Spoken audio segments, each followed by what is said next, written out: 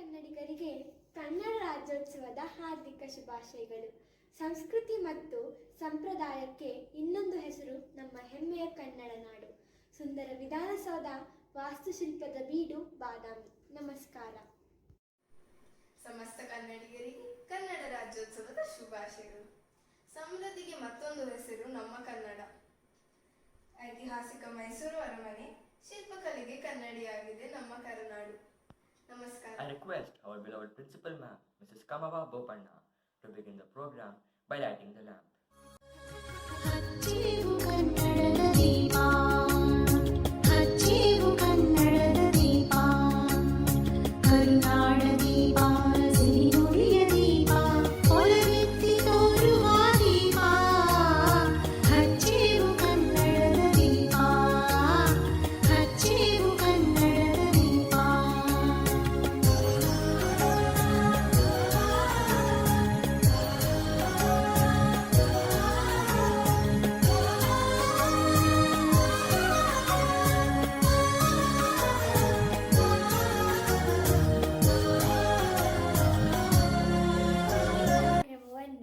ದೇವರಿಗೆ, ಗುರುಗಳಿಗೆ ಮತ್ತು ಪ್ರಕೃತಿಗೆ ನಮಿಸುತ್ತಾ ಪ್ರಾರಂಭಿಸುವುದು ವಾಡಿಕೆ. ಈಗ UKGಯಲ್ಲಿ ವ್ಯಾಸಂಗ ಮಾಡುತ್ತಿರುವ ಪುಟಾಣಿ ಅತಿಥಿಯಿಂದ ಪ್ರಾರ್ಥನೆ. ನನ್ನ ನಮನ ದೇವರಿಗೆ ಮತ್ತು ತಂದೆ ತಾಯಿಗೆ, ಪಾಠವನ್ನು ಕಲಿಸುವ ಹಿರಿಯರಾದ ಗುರುವಿಗೆ, ಎಲ್ಲ ಹಿರಿಯ ಜನರಿಗೆ ತಲೆಬಾಗಿ ನಮಿಸುವೆ. ಅವರ ಪ್ರೀತಿ ಬಿಡದೆ ನಾನು ಕನ್ನಡ, ನುಡಿ ಕನ್ನಡ. ನಮಸ್ಕಾರ. ಕುಮಾರಿ ವಿದುಲಾ, 8ನೇ ತರಗತಿ. ಇವರನ್ನು ಪ್ರಾರ್ಥನಾ ಗೀತೆ ಹಾಡಬೇಕಾಗಿ ಕೇಳಿಕೊಳ್ಳುತ್ತೇನೆ. ರವೀನಾ ಮೃದು ಪಾನಿ ವಾನರುವಲೋಚನು ರಾಣಿ ಸುರುಚಿರಂಬರವೇಣಿ ಸುರನುತ ಕಲ್ಯಾಣಿ ನಿರೂಪಮ ಶುಭ ಗುಣಲೋಲೆ ನಿರಧ ಜಯ ಪ್ರದಶೀಲೆ ವರದಾ ಪ್ರಿಯ ರಂಗನಾಯಕಿ ವಾಂಚಿತ ಬಲದಾಯಕಿ ಸರಸೀಜಾ ಸನ್ನ ಜನನಿ ಜಯ ಜಯ ಜಯ ಜಯ. ಯಾವುದೇ ಕಾರ್ಯಕ್ರಮವನ್ನು ಆರಂಭಿಕ ನೃತ್ಯದ ಮೂಲಕ ಆರಂಭಿಸುವುದು ವಾಡಿಕೆಯಲ್ಲವೇ? ಈಗ ಕುಮಾರಿ ಸ್ಫಟಿಕರ್ ಅವರಿಂದ ಆರಂಭಿಕ ನೃತ್ಯ.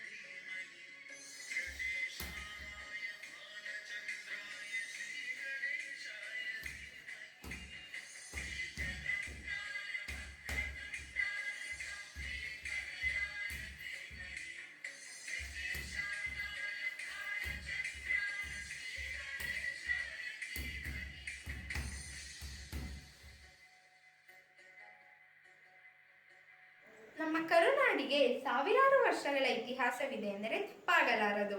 ನಾವು ಈ ದಿನ ಆಚರಿಸುತ್ತಿರುವ ಕನ್ನಡ ರಾಜ್ಯೋತ್ಸವದ ಮಹತ್ವವನ್ನು ನಿಮಗೆಲ್ಲ ತಿಳಿಸಲು 7ನೇ ತರಗತಿಯ ವಿದ್ಯಾರ್ಥಿಗಳಾದ ಹುವಿಕ್ಷಾ, ನಿಶಿತಾ ಮತ್ತು ಸ್ಕಂದಾರನ್ನು ಕೇಳಿಕೊಳ್ಳುತ್ತೇನೆ. ಎಲ್ಲರಿಗೂ ನಮಸ್ಕಾರಗಳು.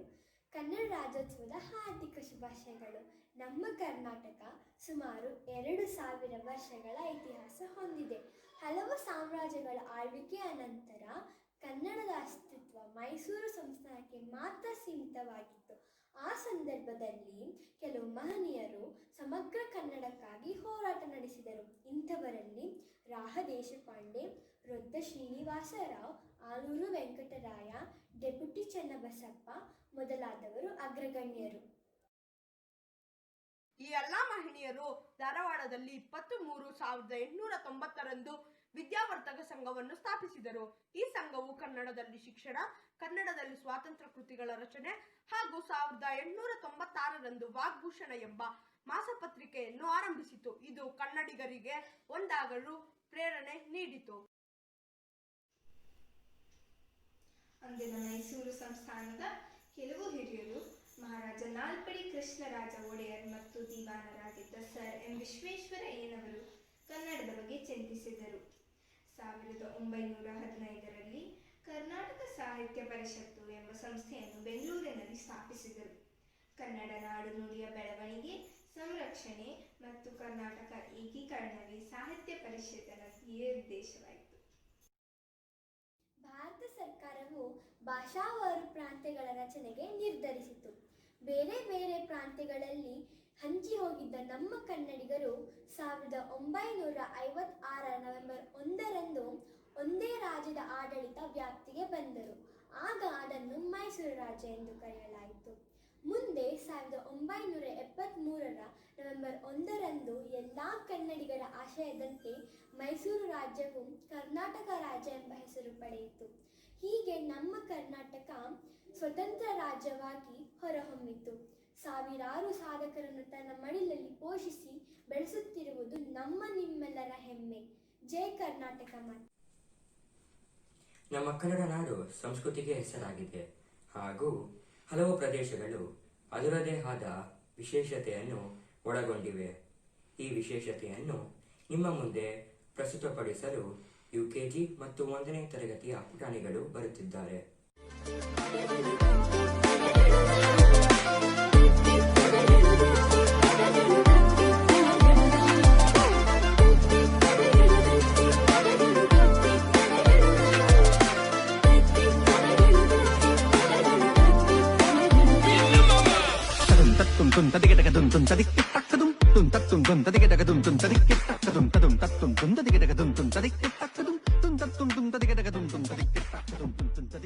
ಕನ್ನಡ ನಾಡು ಸಂಸ್ಕೃತಿಯನ್ನು ಬಿಂಬಿಸುವ ಅನೇಕ ಹಾಡುಗಳಿವೆ. ಇಂತಹ ಒಂದು ಹಾಡಿನ ಸೊಗಡನ್ನು ನೃತ್ಯದ ಮೂಲಕ ನಿಮ್ಮೆಲ್ಲರನ್ನು ರಂಜಿಸಲು ಬರುತ್ತಿದ್ದಾರೆ 2ನೇ ಮತ್ತು 3ನೇ ತರಗತಿಯ ಮಕ್ಕಳು.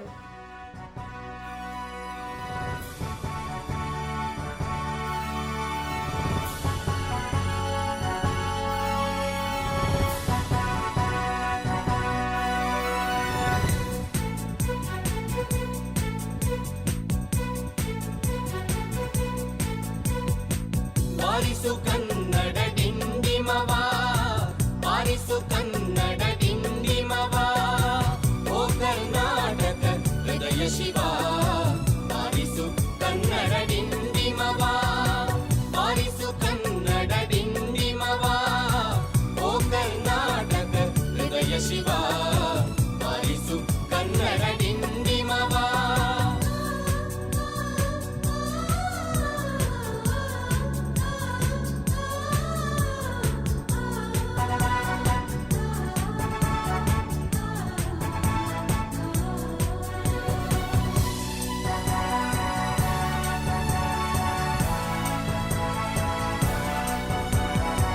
ಸತ್ತಂತಿಹರನು ಬಡಿದೆಚ್ಚರಿಸು, ಕಚ್ಚಾಡುವರನು ಕೂಡಿಸಿ ಒಲಿಸು.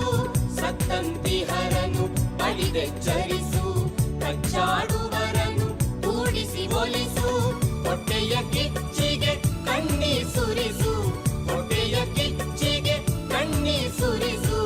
ಒಟ್ಟಿಗೆ ಬಾಳುವ ತಿರದಲ್ಲಿ ಹರಸು, ಬಾರಿಸು ಕನ್ನಡ ಡಿಂಡಿಮವ, ಓ ಕರ್ನಾಟಕ ಹೃದಯ ಶಿವ, ಬಾರಿಸು ಕನ್ನಡ ಡಿಂಡಿಮವ.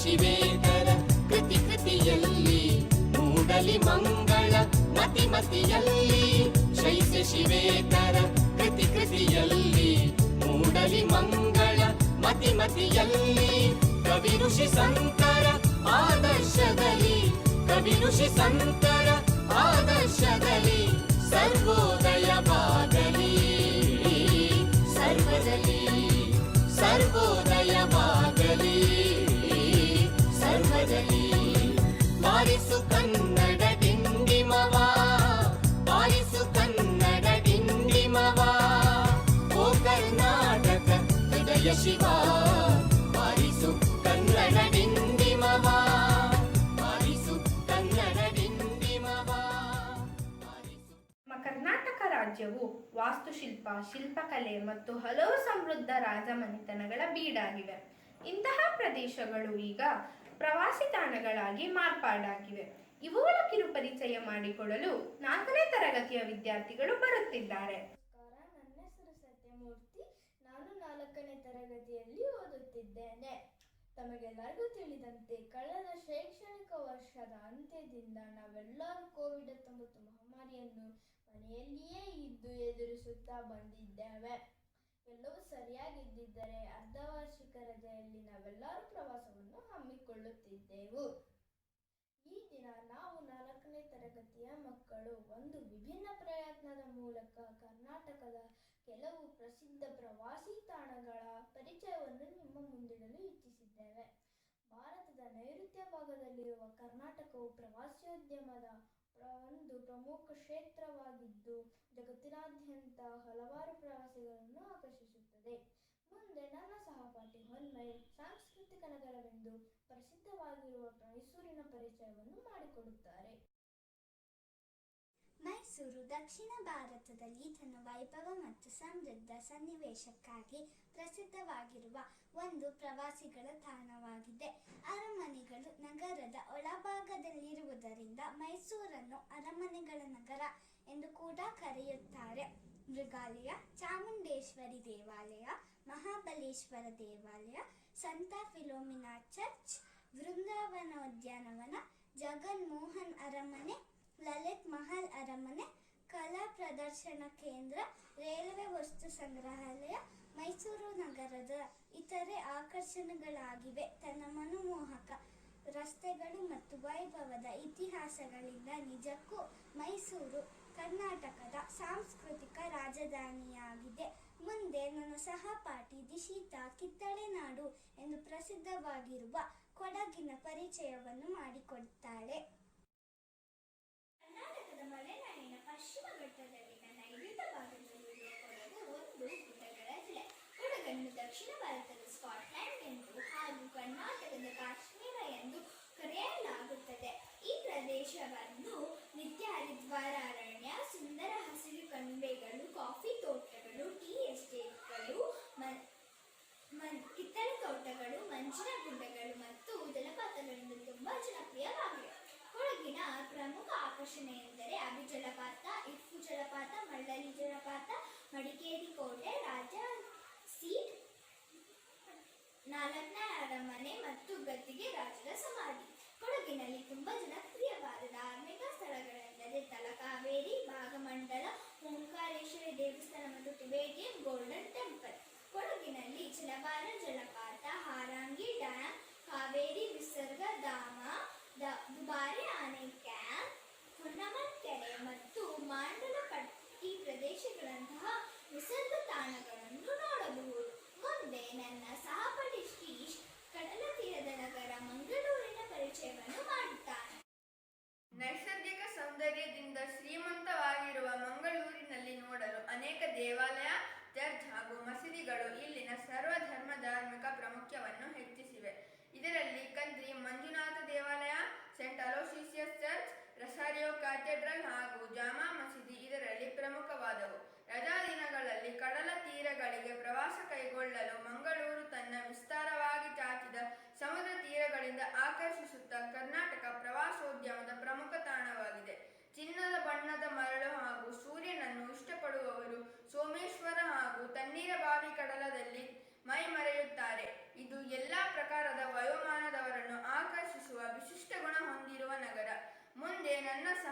ಈ ವರ್ಷ ಐತಿಹಾಸಿಕ ತಾಣ ಎಂದೇ ಗುರುತಿಸಿಕೊಂಡಿರುವ ಬಿಜಾಪುರದ ಪರಿಚಯ ಮಾಡಿಕೊಡುತ್ತಾಳೆ. ಬಿಜಾಪುರ ಶ್ರೀಮಂತ ಐತಿಹಾಸಿಕ ಹಿನ್ನೆಲೆ ಹೊಂದಿರುವ ಬಿಜಾಪುರ ಪಟ್ಟಣವು ವಿದೇಶಿಗರ ಮನ ಸೆಳೆದಿದೆ. ಇಲ್ಲಿರುವ ಕಟ್ಟಡಗಳು ಪ್ರವಾಸಿಗರಿಗೆ ಬಿಜಾಪುರದ ಇತಿಹಾಸ ಮತ್ತು ಸಂಸ್ಕೃತಿಯನ್ನು ಹೇಳುತ್ತವೆ. ಬಿಜಾಪುರಕ್ಕೆ ಪ್ರವಾಸಕ್ಕೆ ಬಂದವರು ಇಲ್ಲಿರುವ ವಿಶ್ವವಿಖ್ಯಾತ ಗೋಲ್ ಗಂಬಜ್ ನೋಡದೆ ಹಿಂದಿರುವುದಿಲ್ಲ. ಈ ಗಂಬಜನ್ನು ಆದಿಲ್ ಶಾಹನ್ ಕಾಲದಲ್ಲಿ ನಿರ್ಮಿಸಲಾಗಿದೆ. ಇಲ್ಲಿನ 200 ಲಕ್ಷ ಮಿಲಿಲೀಟರ್ ನೀರಿನ ಸಂಗ್ರಹ ಸಾಮರ್ಥ್ಯ ಹೊಂದಿರುವ ದೊಡ್ಡ ನೀರಿನ ಟ್ಯಾಂಕ್ ಆಗಿನ ಕಾಲದಲ್ಲೂ ನಿರ್ಮಿಸಿದರೂ ಈಗಲೂ ಸುಸ್ಥಿತಿಯಲ್ಲಿದೆ. ನಮ್ಮ ಕರ್ನಾಟಕದಲ್ಲಿ ಇಂತಹ ಇನ್ನೂ ಹಲವಾರು ವೀಕ್ಷಣೀಯ ಸ್ಥಳಗಳಿವೆ. ಸಮಯದ ಅಭಾವದಿಂದ ಈ ನಮ್ಮ ಪ್ರವಾಸಿ ತಾಣಗಳ ಪರಿಚಯದ ಕಾರ್ಯಕ್ರಮವು ಕೆಲವು ಸ್ಥಳಗಳಷ್ಟೇ ಸೀಮಿತವಾಗಿದೆ. ಈ ನಮ್ಮ ಪ್ರಯತ್ನದ ಆನ್ಲೈನ್ ಪ್ರವಾಸವು ನಿಮ್ಮೆಲ್ಲರಿಗೂ ಸಂತೋಷ ತಂದು ಕೊಟ್ಟಿರುವುದೆಂದು ನಂಬಿರುತ್ತೇನೆ. ಧನ್ಯವಾದಗಳು. ನಮ್ಮ ನಾಡಿಗಾಗಿ ದುಡಿದ ಎಷ್ಟೋ ಮಹನೀಯರು ಮತ್ತು ವೀರರು ಹುತಾತ್ಮರಾಗಿದ್ದಾರೆ. ಇಂತಹ ಸಾಕಷ್ಟು ವೀರ ಕನ್ನಡಿಗರ ಕಥೆಗಳು ಇನ್ನೂ ಅಚ್ಚಳಿಯದಂತೆ ಉಳಿದಿವೆ. ಇದರಲ್ಲಿ ಒಂದಾದ ಚಿತ್ರದುರ್ಗದ ಓಬವ್ವನ ಕಿರುನಾಟಕವನ್ನು ಪ್ರಸ್ತುತಪಡಿಸಲು 6ನೇ ತರಗತಿಯ ವಿದ್ಯಾರ್ಥಿಗಳು ಬರುತ್ತಿದ್ದಾರೆ. ವೀರವನಿತೆ ಓಬವ್ವ ಕಿರುನಾಟಕ. ಹಿಂದೆ ಚಿತ್ರದುರ್ಗವನ್ನು ಮದಕರಿ ನಾಯಕ ಎಂಬ ಪಾಳೆಯಗಾರನು ಆಳುತ್ತಿದ್ದನು. ಬೆಟ್ಟದ ಮೇಲೆ ಶತ್ರುಗಳು ಪ್ರವೇಶಿಸಲಾಗದಂತಹ ಭದ್ರವಾದ ಕೋಟೆಯಿತ್ತು. ಆಗಿನ ಸಮಯದಲ್ಲಿ ಮೈಸೂರು ಸಂಸ್ಥಾನವನ್ನು ಹೈದರಾಲಿ ಆಳುತ್ತಿದ್ದನು. ಇವನು ಚಿತ್ರದುರ್ಗವನ್ನು ವಶಪಡಿಸಿಕೊಳ್ಳಲು ಹವಣಿಸುತ್ತಿದ್ದನು. ಕೋಟೆಯ ಒಳಗಿದ್ದ ರಹಸ್ಯ ಕಿಂಡಿಯಿಂದ ನುಸುಳುವಂತೆ ತನ್ನ ಸೈನಿಕರಿಗೆ ಆಜ್ಞಾಪಿಸಿದನು. ಈ ಸಂದರ್ಭವನ್ನು ತಮ್ಮ ಲಾಭಕ್ಕಾಗಿ ಬಳಸಿಕೊಂಡ ಹೈದರಾಲಿ ಸೈನಿಕರು ಕಿಂಡಿಯಿಂದ ನುಸುಳಲು ಸಿದ್ಧರಾದರು. ಆ ರಹಸ್ಯ ಕಿಂಡಿಯ ಬಳಿಯೇ ಕಾವಲುಗಾರನ ಬುರುಜು ಇತ್ತು. ಒಂದು ದಿನ ಮಧ್ಯಾಹ್ನ ಕಾವಲುಗಾರ ಊಟಕ್ಕೆಂದು ಮನೆಗೆ ಹೋದನು. ಕಾವಲುಗಾರನ ಹೆಂಡತಿ ಓಬವ್ವ ತನ್ನ ಪತಿಗೆ ಊಟ ಬಡಿಸಿ ನೀರು ತರಲೆಂದು ಕಿಂಡಿಯ ಬಳಿ ಇರುವ ಕೊಳದ ಬಳಿ ಹೋದಾಗ ಸೈನಿಕರು ಪಿಸುಗುಟ್ಟುತ್ತಾ ಹವಣಿಸುತ್ತಿರುವುದನ್ನು ಕಂಡಳು.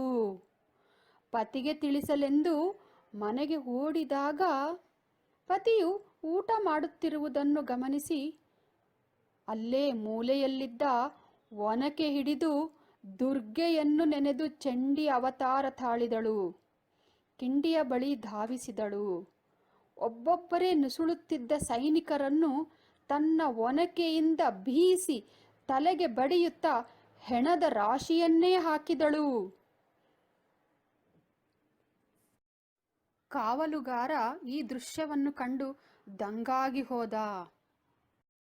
ಮದಕರಿ ಸೇನೆಯು ಹೈದರಾಲಿ ಪಡೆಯನ್ನು ಸೋಲಿಸಿ ಹಿಮ್ಮೆಟ್ಟಿಸುತ್ತಿರುವ ಸಮಯದಲ್ಲೇ ಶತ್ರು ಸೈನಿಕನೊಬ್ಬ ವಂಚನೆಯಿಂದ ಹಿಂದಿನಿಂದ ಬಂದು ಓಬವ್ವಳನ್ನು ತಿವಿದು ಕೊಂದನು. ಓಬವ್ವ ತನ್ನ ನಾಡಿಗಾಗಿ ಪ್ರಾಣ ತೆತ್ತು ವೀರವನಿತೆಯಾದಳು. ನಮ್ಮ ಕರ್ನಾಟಕ ಶಾಸ್ತ್ರೀಯ ಸಂಗೀತವೆಂದರೆ ಎಲ್ಲರಿಗೂ ಅಚ್ಚುಮೆಚ್ಚು. ಈಗ 7ನೇ ತರಗತಿಯ ಧ್ಯಾನ್ ರವರಿಂದ ಶಾಸ್ತ್ರೀಯ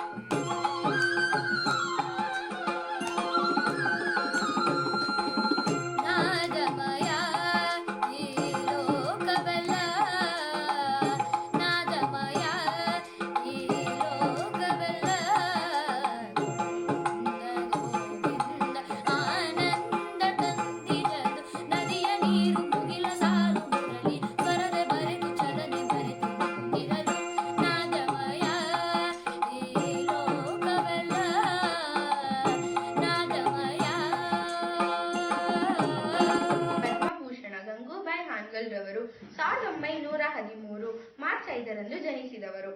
ಇವರ ತಂದೆಯ ಹೆಸರು ಚಿಕ್ಕೋರಾವ್ ನಾಡಗೀರ ಮತ್ತು ತಾಯಿ ಅಂಬಾಬಾಯಿಯವರು. 1924ರಲ್ಲಿ ಬೆಳಗಾವಿಯಲ್ಲಿ ನಡೆದ ಕಾಂಗ್ರೆಸ್ ಅಧಿವೇಶನದಲ್ಲಿ ಗಾಂಧೀಜಿಯವರ ಎದುರು ಸ್ವಾಗತ ಗೀತೆಯನ್ನು ಆಡಿ ಅವರ ಮೆಚ್ಚುಗೆಗೆ ಪಾತ್ರರಾದವರು. ಇವರಿಗೆ ಅನೇಕ ಪ್ರಶಸ್ತಿ ಪುರಸ್ಕಾರಗಳು, ಡಾಕ್ಟರೇಟ್ ಪದವಿಗಳು ಮತ್ತು ಫೆಲೋಶಿಪ್ಗಳು ದೊರೆತಿವೆ. ಇಂತಹ ಮಹಾನ್ ಸಾಧಕಿ ನಮ್ಮ ರಾಜ್ಯ ದೇಶದ ಉದ್ದಗಲಕ್ಕೂ ಅಷ್ಟೇ ಅಲ್ಲದೆ ವಿದೇಶಗಳಲ್ಲಿಯೂ ಸಹ ಸಂಗೀತ ಕಚೇರಿಗಳನ್ನು ನೀಡಿ ನಮ್ಮ ಕರ್ನಾಟಕ ರಾಜ್ಯದ ಕೀರ್ತಿ ಪತಾಕೆಯನ್ನು ಮುಗಿಲೆತ್ತರಕ್ಕೆ ಹಾರಿಸಿದ್ದಾರೆ. ಇಂತಹ ಸಾಧಕಿ ನಮ್ಮ ಕರ್ನಾಟಕದವರು ಎಂದು ಹೇಳಿಕೊಳ್ಳಲು ಬಹಳ ಸಂತೋಷವಾಗುತ್ತದೆ. ಎಲ್ಲರಿಗೂ ಕನ್ನಡ ರಾಜ್ಯೋತ್ಸವದ ಶುಭಾಶಯಗಳು. ಕರುನಾಡ ಹಿರಿಮೆಯ ವೀರಪುತ್ರ ಫೀಲ್ಡ್ ಮಾರ್ಷಲ್ ಕೋಡಂದೇವ ಮಾದಪ್ಪ ಕರಿಯಪ್ಪನವರು ಜನವರಿ 28, 1899ರಂದು ಕೊಡಗಿನ ಶ್ರೀನಿವಾಸ ಸಂತೆಯಲ್ಲಿ ಜನಿಸಿದರು. ಇವರು ಭಾರತ ಸೇನೆಯ ಪ್ರಥಮ ದಂಡನಾಯಕರಾಗಿದ್ದರು ಹಾಗೂ ಫೀಲ್ಡ್ ಮಾರ್ಷಲ್ ಪದವಿಯನ್ನು ಮೊದಲು ಪಡೆದವರು. ಇವರು ಇಂಡೋ-ಪಾಕ್ ಯುದ್ಧದಲ್ಲಿ ಹಾಗೂ ಎರಡನೇ ಮಹಾಯುದ್ಧದಲ್ಲಿ ಭಾಗವಹಿಸಿದ್ದಾರೆ. ಇವರಿಗೆ ಇಂಡಿಯನ್ ಇಂಡಿಪೆಂಡೆನ್ಸ್ ಮೆಡಲ್ ಹಾಗೂ ಬರ್ಮಾ ಸ್ಟಾರ್ ಪ್ರಶಸ್ತಿ ದೊರಕಿದೆ. ವೇದಾ ಕೃಷ್ಣಮೂರ್ತಿ ಅವರು ನವೆಂಬರ್ 2015ರಲ್ಲಿ ಬಿ ಗ್ರೇಡ್ ಒಪ್ಪಂದದ ಪಟ್ಟಿಯಲ್ಲಿ ಹೆಸರಿಸಲ್ಪಟ್ಟರು. ಇವರು 2017ರಲ್ಲಿ ಮಹಿಳಾ ಕ್ರಿಕೆಟ್ ಫೈನಲ್ ವಿಶ್ವಕಪ್ ತಲುಪಿದ ಭಾರತದ ಸದಸ್ಯರು. ವೇದಾ ಕೃಷ್ಣಮೂರ್ತಿ ಅವರು ಇಂಗ್ಲೆಂಡಿನ ವಿರುದ್ಧ ಅಂತಾರಾಷ್ಟ್ರೀಯ ಮಹಿಳಾ ಕ್ರಿಕೆಟ್ಗೆ ಪದಾರ್ಪಣೆ ಮಾಡಿದರು. ಇವರು ಬಲಗೈನ ಬ್ಯಾಟ್ಸ್ಮನ್ ಹಾಗೂ ಎಡಗೈನ ಬೌಲರ್ ಆಗಿದ್ದಾರೆ. ಧನ್ಯವಾದಗಳು. ಎಲ್ಲರಿಗೂ ರಾಜ್ಯೋತ್ಸವದ ಶುಭಾಶಯಗಳು. ಇಂದು ನಾನು ಪ್ರಕಾಶ್ ಪಡುಕೋಣೆಯವರ ಬಗ್ಗೆ ಮಾತನಾಡುತ್ತಿದ್ದೇನೆ. ಪ್ರಕಾಶ್ ಪಡುಕೋಣೆಯವರು ಭಾರತ ಕಂಡ ಅತ್ಯುತ್ತಮ ಬ್ಯಾಡ್ಮಿಂಟನ್ ಆಟಗಾರರಲ್ಲೊಬ್ಬರು.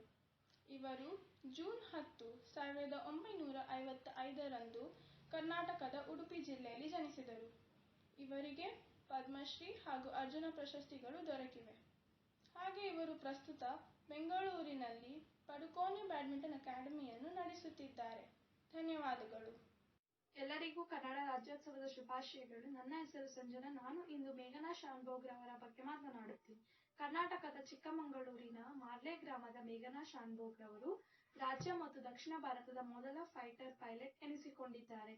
ಅವನಿ ಚತುರ್ವೇದಿಯವರ ಬಳಿಕದ 4ನೇ ಫೈಟರ್ ಪೈಲಟ್ ಇವರು ಹೈದರಾಬಾದಿನ ದುಂಡಗಿನಲ್ ಇಂಡಿಯನ್ ಏರ್ ಫೋರ್ಸ್ ಅಕಾಡೆಮಿ 2018ರ ಜುಲೈನಲ್ಲಿ ಫ್ಲೈಯಿಂಗ್ ಅಫೇರ್ಸ್ ಎಂಬ ಪದವಿಯನ್ನು ಪಡೆದಿದ್ದಾರೆ. ಇವರ ಮೊದಲ IAF ಪರೀಕ್ಷೆಯಲ್ಲಿ ತೇರ್ಗಡೆಯಾದರು. ಧನ್ಯವಾದಗಳು. ನಮ್ಮ ರಾಜ್ಯದಲ್ಲಿ ಅನೇಕ ಕನ್ನಡಿಗರು ಹಲವಾರು ಕ್ಷೇತ್ರದಲ್ಲಿ ಸಾಧನೆ ಮಾಡಿದ್ದಾರೆ. ಈ ಮಹನೀಯರಿಂದ ಕರ್ನಾಟಕಕ್ಕಲ್ಲದೆ ದೇಶಕ್ಕೂ ಹಿರಿಮೆ ಗರಿಮೆ ಎಂದರೆ ತಪ್ಪಾಗುವುದಿಲ್ಲ. ಇಂತಹ ಕೆಲವು ಸಾಧಕರ ಕಿರು ಪರಿಚಯವನ್ನು 5ನೇ ತರಗತಿಯ ವಿದ್ಯಾರ್ಥಿಗಳು ಪ್ರಸ್ತುತಪಡಿಸುತ್ತಾರೆ. ಧರ್ಮಸ್ಥಳ ಕ್ಷೇತ್ರದ ಮಂಜುನಾಥೇಶ್ವರ ದೇವಾಲಯದ ಧರ್ಮಾಧಿಕಾರಿಗಳಾಗಿರುವ ಶ್ರೀಯುತ ಹೆಗಡೆಯವರು ಸಮಾಜ ಸೇವೆಗೆ ಪ್ರಸಿದ್ಧರಾಗಿದ್ದಾರೆ. ಪ್ರತಿದಿನವೂ ದೇವಾಲಯದಲ್ಲಿ ಜಾತಿ ಭೇದವಿಲ್ಲದೆ 3,000 ಜನರಿಗೆ ಊಟದ ವ್ಯವಸ್ಥೆ ಕಲ್ಪಿಸಿ ಅನ್ನದಾನಕ್ಕೆ ಮತ್ತೊಂದು ಹೆಸರಾಗಿದ್ದಾರೆ. ಧನ್ಯವಾದಗಳು. ನಮಸ್ಕಾರ. ನಮ್ಮ ಕನ್ನಡ ನಾಡಿನ ಹೆಮ್ಮೆಯ ಪರಿಸರವಾದಿ ಸಾಲು ಮರದ ತಿಮ್ಮಕ್ಕ ಇವರು ಸಸಿಗಳನ್ನು ನೆಟ್ಟು ತಮ್ಮ ಮಕ್ಕಳಂತೆ ಭಾವಿಸಿ ಸಾವಿರಾರು ಮರಗಳ ಉಳಿವಿಗೆ ಕಾರಣರಾಗಿದ್ದಾರೆ. ತಮ್ಮ ಇಳಿ ವಯಸ್ಸಿನಲ್ಲೂ ಕೂಡ ನಿಸ್ವಾರ್ಥದಿಂದ ಇಡೀ ದೇಶಕ್ಕೆ ಒಳಿತು ಮಾಡಿದ ಸಾಕಾರ ಮೂರ್ತಿಗೆ ಧನ್ಯವಾದಗಳು. ಇವರಿಗೆ ಕೇಂದ್ರ ಹಾಗೂ ರಾಜ್ಯ ಸರ್ಕಾರ ಹಲವು ಪ್ರಶಸ್ತಿಗಳನ್ನು ನೀಡಿದ್ದಾರೆ. ಧನ್ಯವಾದಗಳು.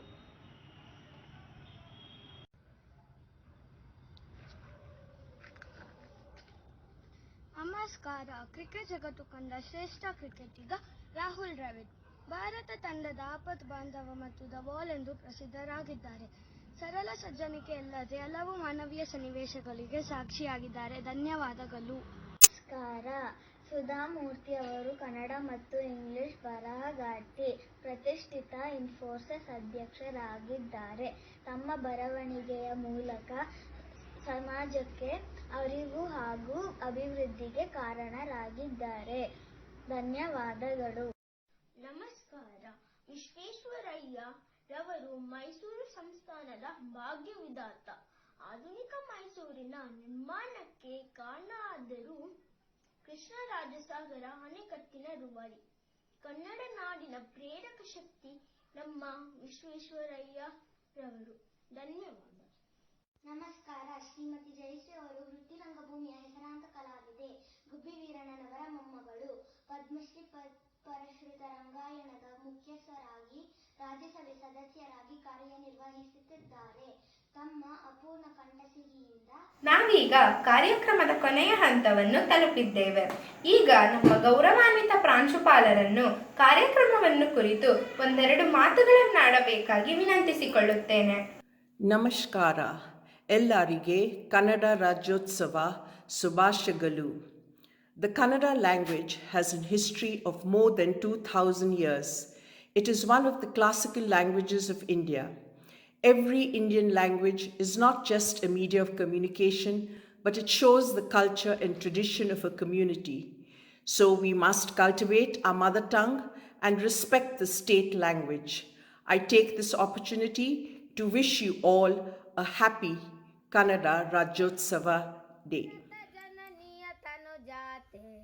ಜಯ ಹೇ ಕರ್ನಾಟಕ ಮಾತೆ, ಜಯ ಸುಂದರ ನದಿವನಗಳ ನಾಡೆ, ಜಯ ಹೇ ರಸ ಋಷಿಗಳ ವೀಣೆ, ಭೂದೇವಿಯ ಮಕುಟದ ನವಮಣಿಯೇ, ಗಂಧದ ಚಂದದ ಹೊನ್ನಿನ ಗಣಿಯೇ, ರಾಘವ ಮಧುಸೂದನರವತರಿಸಿದ ಭಾರತ ಜನನಿಯ ತನುಜಾತೆ, ಜಯ ಭಾರತ ಜನನಿಯ ತನುಜಾತೆ, ಜಯ ಹೇ ಕರ್ನಾಟಕ ಮಾತೆ, ಜನನಿಯ ಜೋಗುಳ ವೇದದ ಘೋಷ, ಜನನಿಗೆ ಜೀವವು ನಿನ್ನಾವೇಶ, ಹಸುರಿನ ಗಿರಿಗಳ ಸಾಲೆ, ನಿನ್ನಯ ಕೊರಳಿನ ಮಾಲೆ, ಕಪಿಲ ಪತಂಜಲ ಗೌತಮ ಜಿನನುತ ಭಾರತ ಜನನಿಯ ತನುಜಾತೆ, ಜಯ ಹೇ ಕರ್ನಾಟಕ ಮಾತೆ, ಜಯ ಭಾರತ ಜನನಿಯ ತನುಜಾತೆ, ಜಯ ಹೇ ಕರ್ನಾಟಕ ಮಾತೆ. I would like to thank our principal, Mrs. Kamava Bopanna, our vice principal, Mrs. Lovely Datta, our headmistress, Mrs. Monica Koili, our Kannada coordinator, Mrs. Nivedita Bhushan, and all our Kannada teachers for helping us make this program a success.